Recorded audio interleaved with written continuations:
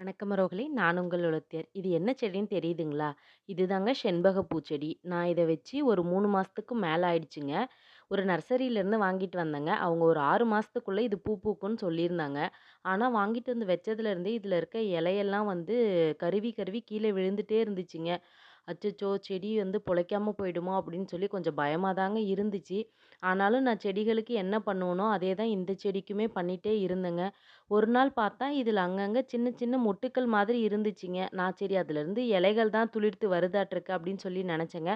ஆனா பார்த்தா, அது இருக்க இருக்கவே கொஞ்சம் பெருசாச்சு. அப்புறம் தான் எனக்கு தெரிஞ்சது, அதிலருந்து பூக்கள் வந்து பூக்க போது அப்படிங்கிறது. எனக்கு ரொம்ப சந்தோஷமாயிடுச்சுங்க.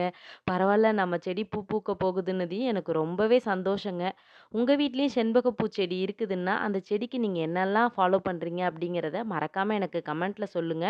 இது பூ பூக்கும்போது கண்டிப்பா நான் உங்க கூட என்ன கலர்ல பூத்துச்சுங்கிறத நான் ஷேர் பண்றேன்.